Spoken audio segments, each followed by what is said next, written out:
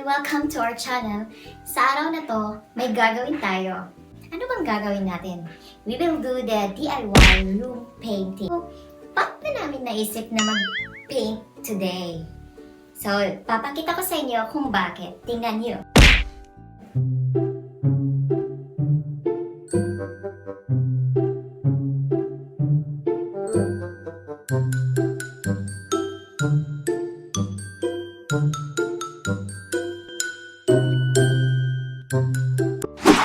So ayun, nakita niyo na yung setup ng room namin. Diba? Pangit. Kaya naisipan namin na mag-paint today. Ano bang mga gagamitin natin sa pag-paint? DIY lang to, kaya yung mga gamit natin ipapakita namin. So unang-una, kailangan natin ng paint, of course. So yung paint namin, nabili namin to kahapon. 560 pesos lang. Primark. Oh. Endorser. Next, of course, kailangan natin ng roller brush. So, ito yung binigay na brush doon sa nabilhan namin, foam. So, ewan ko lang, ngayon ko pa lang ito matry kasi kadalasan na ginagamit ko is yung cloth yan eh. Hindi, parang may fiber yata. Oh. So, first time kong gamitin ito, tingnan natin kung ano yung magiging resulta. Next is, kailangan natin ng stick. Assistant? Kailangan natin ng stick para maabot natin yung mga nasa itaas, no? So, ganito mo lang siya. Tapos, gagamitan natin ng scotch tape. Ayaw nyo kumawala, talian nyo. Ganun. Idikit mo siya. Ay, sorry. Idikit mo siya dito. Next thing is, we have the brush. Of course, hindi naman lahat ng corners na abot ng roller brush natin. So, kailangan natin ng ganitong brush. So, malaki yung pinili namin para mas madali. So, kasing laki nito. This is the pan. Ito, DIY eh. So, ito yung gagamitin natin. Kasi walang available na pan dito. Hindi kami nakabili. So, ayan, oh. Pwede naman kasya siya. Tingnan nyo. Kasya naman siya. Pwede naman siyang mag-roll dyan. Ganyan lang. Next is, kailangan natin ng karton, of course, para hindi madumihan yung sahig or ano pa yung pwede madumihan habang nagtitinta tayo. Okay? So, ayun ang mga gagamitin natin ngayong araw na to sa ating DIY room painting. Isa sa requirement din is, kailangan talaga naka-makeup. Kailangan naka-makeup na yung ginagawa mo. Kilay. Baka akalain nila yung nagpipinta, alien. Dapat pang work yung suot mo. Slack lang yung available ko ngayon. Ito, tingnan natin kung hindi ito madumihan. Kasi white yung paint na gagamitin natin.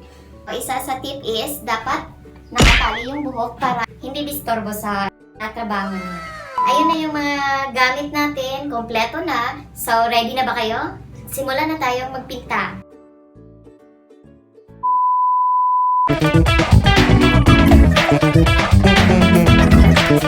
Meanwhile,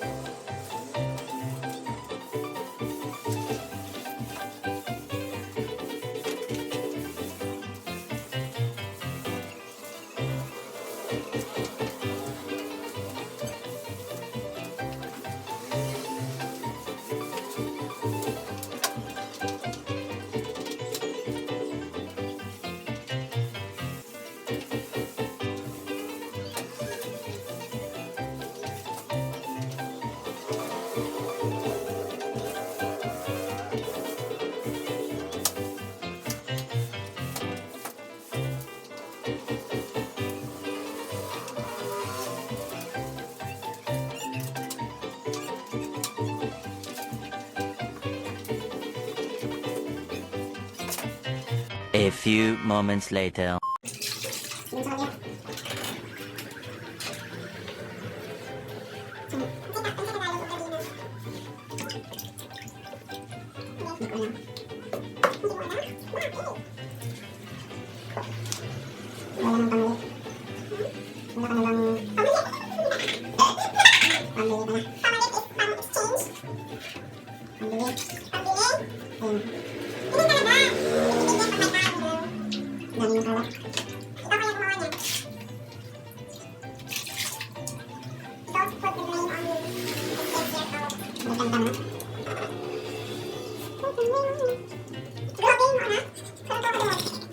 Bagong kanta yung hindi mo pa narinig.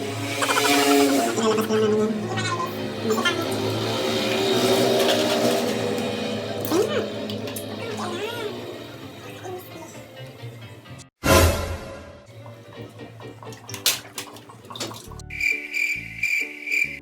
Iba-na nararamdaman.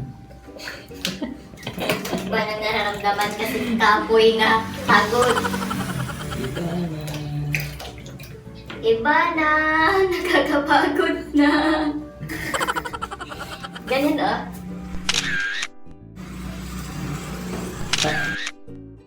Paano maghalo si Iba-na?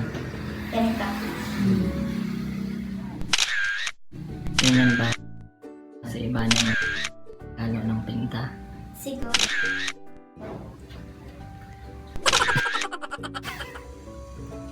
Parang ganyan na. Yung tiyan ko. Ilang buwan niya. Ito. Sino may kasalanan nito? Ikaw. Haluin mo ako. Paano maghalo si Iba-na?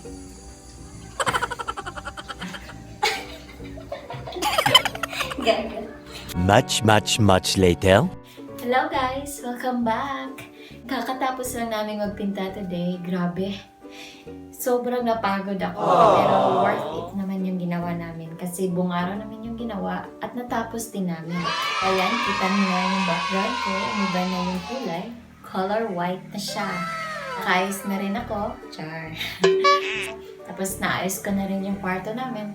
Gusto ko ipakita sa inyo yung finished output namin. So tingnan niyo guys.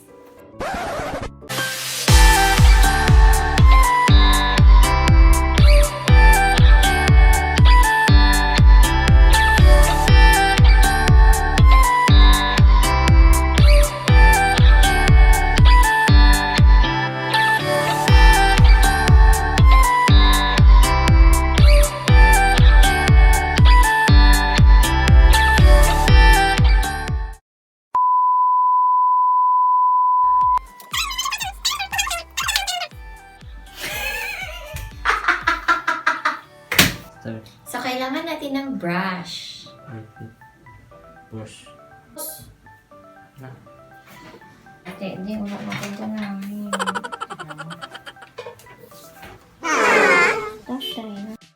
Nako, play. Hindi na nga. 1, 2, 3, intro. Tapos,